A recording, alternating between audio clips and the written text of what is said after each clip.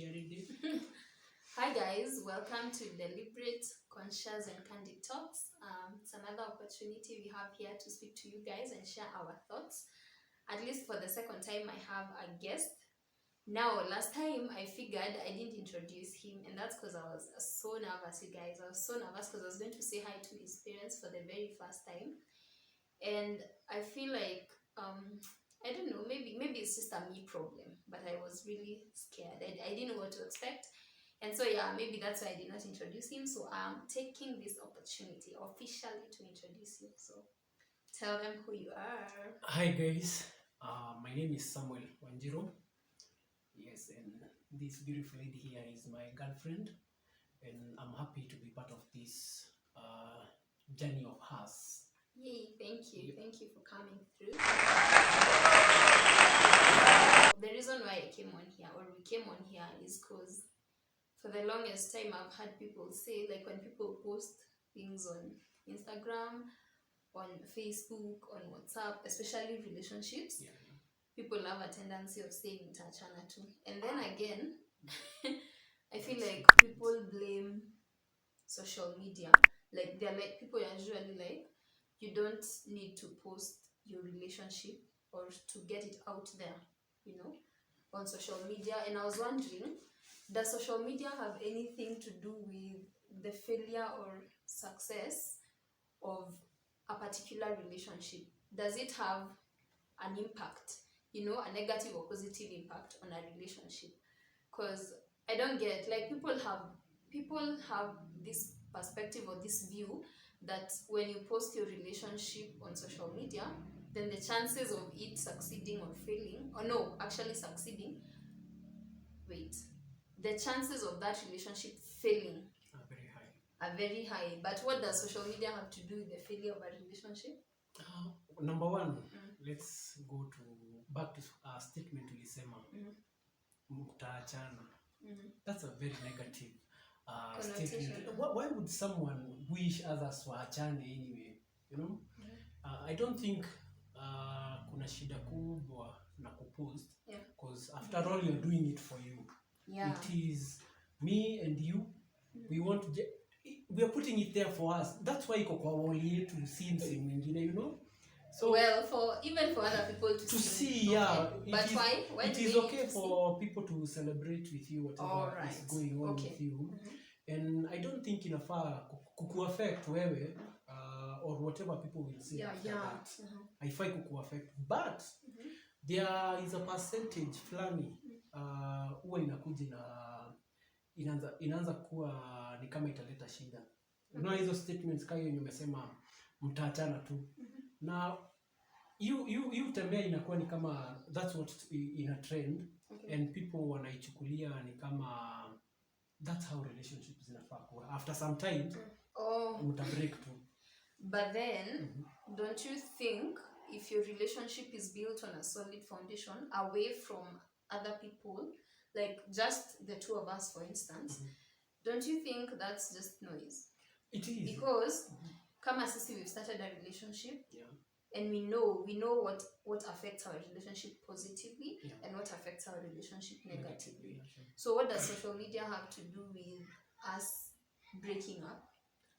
Sabu, I think, let me just finish up here before I give you an opportunity. I think as long as sisi tunajua what brought us together, and as long as we are keeping these particular things intact, that's honesty, transparency, and loyalty, and just all those things that come into play when it comes to a successful relationship. Why do we need to fear that if we post our relationship out there, it will fail? Because I feel like na feeling ni kama social media is just a scapegoat. Yeah, sure. As to why people break up at the end of the day. Well, si understand mbona inaweza kuwa ni shida kuwa tukipost ama kuwa tukiweka vitu zetu. Because number one, the only time unaweza kuwa na memory of what happened is when you have somewhere. You can always lose a phone. Yeah, I know. You know, your computer, your laptop can always crash and all that. Then you lose your data. But now when ziko kwa social media, I agree. 50 years to come, it will be there. Somebody once said that social media never forgets, right? You know, it does not forget and it can never. So you will always have somewhere to go back to. I think that's a valid point, kwa sababu by the way I've thought about it like that before. Lakini sometimes you post by the way and then I'm like, okay, why did I post? Why did I post? Because obviously it's good to look at your motive every other day. One, you don't want to post so that people feel bad. But one of the major reasons actually why it's important sometimes to post is for memory. Yeah, sure. Myself, I'm a victim of losing a phone before. Same. And I had to go back to my social media platforms to get the photos that I think were so valuable to me. Yeah. So I don't think it's such a bad thing to post things, especially concerning our relationship. And again, for instance, for me, relationships are a huge part of my life. Yeah, sure. And not just mine, even other people's. So the fact that God has blessed me with this relationship, for me, is a story. It's a story I need to tell constantly. It's for me, it's a story because I need to keep saying that, look, you can come together, two intentional people, and do things together as a couple, and it will work because you're intentional about it, you know. And I can't tell that story to myself because I don't want success only for me. I also want success for others.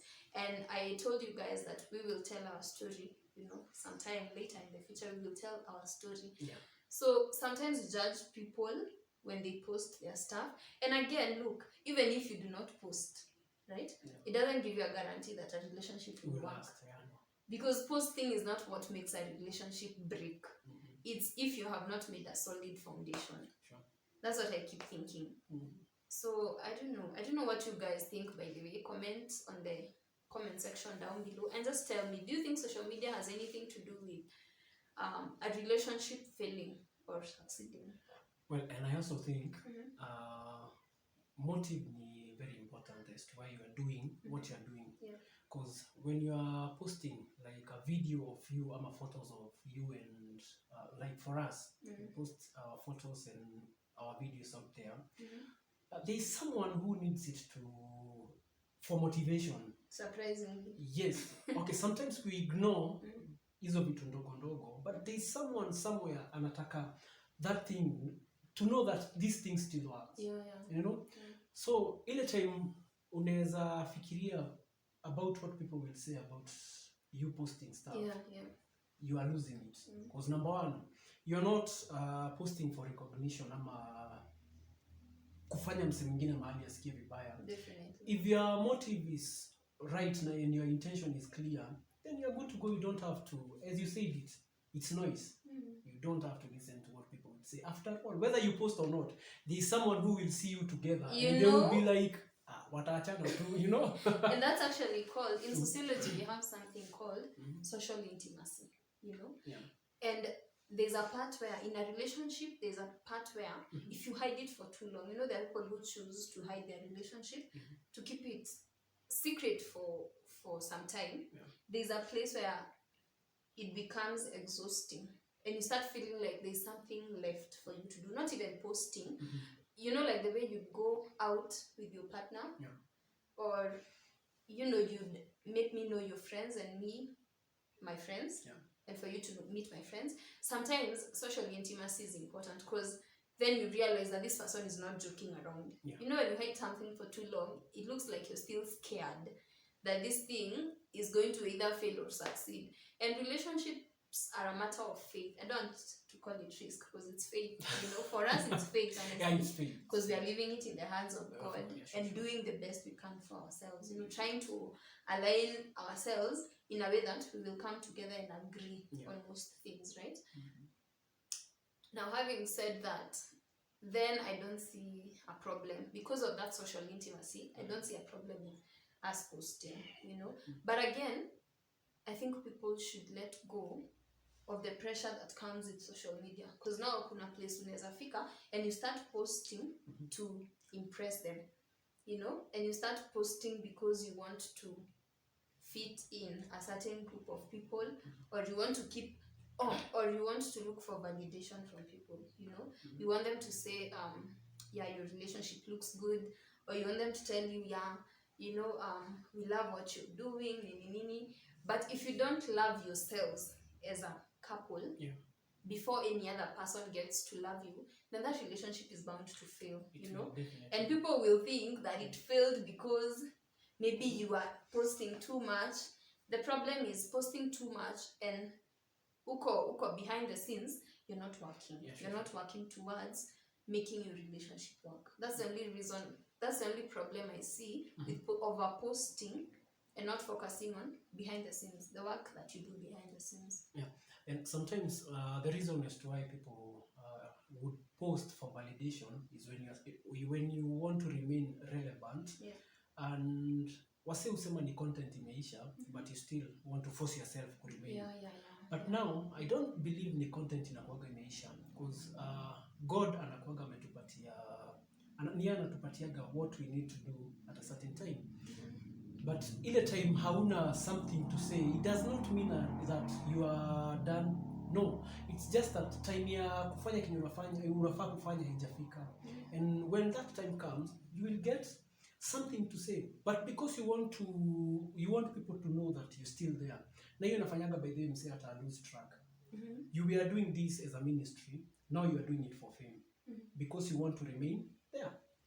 Na hiyo utakuwa lose why you started doing what you're doing. And you don't want to find yourself there, because utatupa hata meaning ya whatever you are doing itakuwa imepotea. But what about people who post for fun? Because unajua sio kila mtu ati anapostingi ndio a send out a certain positive information message, but they just do it for fun, like they love to do it. Like the way we might go for photo shoot maybe and post our photos. Is there anything wrong with that? No. That is you. And if there is something you can never change, it's who you are. And whatever makes you happy, do it as often. So that joy yako, your joy is more important than what people hapo nje wanafikiria, Not to forget. What if it hurts somebody out there? Allow me to quote something from the Bible. Because the Bible says that you should love other people as you love yourself. So you come first. You can only love other people if you are able to love yourself. What you can express love kwa watu kulingana na venye wewe mwenyewe umejipenda. So for you to make other people happy, lazima ukue happy. Na tukianza tulisema mambo ya intention. The reason as to why you are posting, you're not posting to make people feel like they are lesser human beings, they don't have it all together. You are doing it because this is something you love, and ni kitu nataka kukumbuka, in those memories. Okay. So that's good. But then I think also now on the receiving end, assuming it's somebody else posting and I happen to be now the one having to see, I think guys, we should really work on our attitude.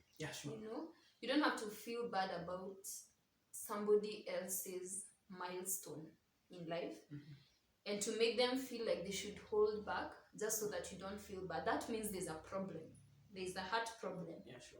Because if you're feeling okay, well, sometimes it's normal, because maybe if, for instance, a relationship, if you've tried several and they've not been working, sometimes seeing a couple could be a trigger. It could be a trigger, but then you do realize that good things happen to everyone, and bad things also happen to everyone. So maybe to adapt an attitude of my time will come. And not only in relationships, but okay, today we were specific about posting each other, and posting each other individually and even together. But the thing is, not even with relationships, even posting, some people post their houses, some people post things they are eating, and then others are like, so you're showing off your nini. Sometimes let's take it as a personal initiative to just be happy, you know, for other people, or be at peace with other people's success. Yeah, sure. You know, if you can't be happy, to say the least, just be at peace. Yeah. Just even as you see other people doing their own stuff, if it gets too much. Okay guys, we're sorry, something happened, but then so as I was saying, sometimes it's usually a heart problem. Yeah, sure. Like it's a problem with our own hearts that we haven't dealt with, that makes us look at other people's progress or happiness, other people's happiness, as a negative trigger. Unaona ni kama you're trying, unaona ni kama wengine wana show off. You know, it doesn't matter, like for you, I usually promote the attitude of looking at things in this sense that if they have it, then my time will come and I will have what belongs to me. Yes. So that even as people do their things or mind their own business, okay, hata kama kupost si mind your own business, because now you're involving people into your business, but let's try and, you know, work towards maintaining a stable attitude, one that will not, your heart will not be broken time and again, because it doesn't have to be on social media only. Yeah, sure. You might go everywhere, like everywhere you turn to, utaona tu watu continue with their business, you know, because people can't lock themselves. So it's a good thing to work on our hearts to ensure that other people's success does not affect us negatively. Sure. Yeah, so I think do you have anything else to add? Maybe just to emphasize on that heart problem. Yeah. Anytime you feel like somebody else's success is in a way hurting you, or you are feeling like whatever has been done, said, ama your post ilikuwa inakutarget, know there is a problem with your heart and you really need to work on that. Otherwise, utakuwa ukiumia all through, because you will have to ingia kwa social media. Na people are posting each other every day. Na hata sio social media, hata tu ukitembea, like you will always see other people's business. You know, one way or another, you will see somebody somewhere has built a proper house. Somebody somewhere, nice car, you know, somebody somewhere like, you will see a wedding happening. You know, there's something people very, it's off kidogo, but you see someone alijenga nyumba poa, they are driving a nice car, then you're like, Illuminati. I mean, kwani Mungu wako anaishi wapi wewe? You know. Yeah. So jealousy is the ugliest trait. And it is ugly, let me tell you. Inakufanya, it's by the way it imprisons you. Unakuaga kwa prison, and prison mbaya sana ya mind. Because it becomes like a cancer. Inakukulaga from inside. Na hakuna cure ya hiyo. You are the cure of your own cancer. You know? Yeah. Because you know where the problem is. Yes. So thank you guys. Thank you for clicking and for watching this to the end. Those that have watched it to the end, we appreciate you all. And we hope to come with more content. Yes. That educates us and that helps us see things in another light for the betterment of the society. So have a beautiful time wherever you're at, and God bless you. Bye bye.